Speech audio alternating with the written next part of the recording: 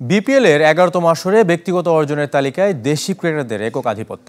ফাইনালের আগে অনেকটাই নিষ্পত্তি হয়ে গিয়েছিল সেরা বোলার ও ব্যাটার। তবে আলোচনায় উদীয়মান ক্রিকেটারের পুরস্কার জয়ী তানজিদ তামিম, যে কিনা নিজের তৃতীয় বিপিএল আসরে জিতেছেন বেস্ট ইমার্জিং ক্রিকেটারের খেতাব।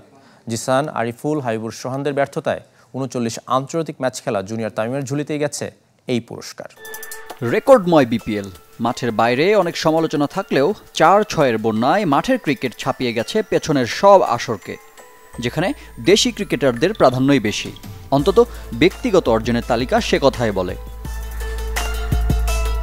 সেরা উদীয়মান ক্রিকেটারের পুরস্কার উঠেছে জাতীয় দলের নিয়মিত মুখ তানজিদ হাসান তামিমের হাতে, যার নামের পাশে আছে ৩৯টি আন্তর্জাতিক ম্যাচ খেলার অভিজ্ঞতা। বয়স পেরিয়েছে ২৪।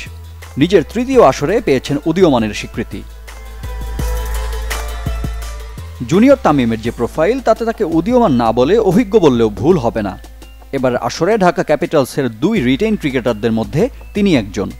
শুরু থেকেই দলের ভরাডুবি চলমান থাকলেও ব্যাট হাতে তামিম ছিলেন বেশ ধারাবাহিক।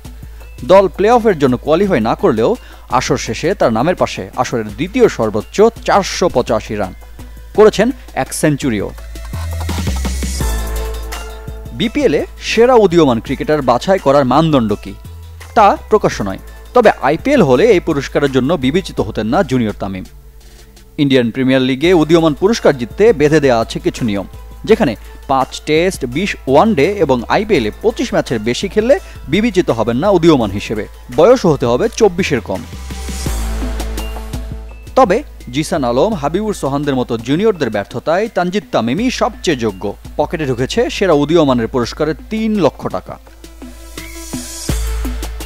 আসর সেরার কৃতিত্ব মেহেদী হাসান মিরাজের দখলে। অধিনায়কত্বের পাশাপাশি ব্যাট ও বল হাতে দলকে এনেছিলেন ফাইনালের দ্বারপ্রান্তে। রিফাত হোসেন, চ্যানেল 24।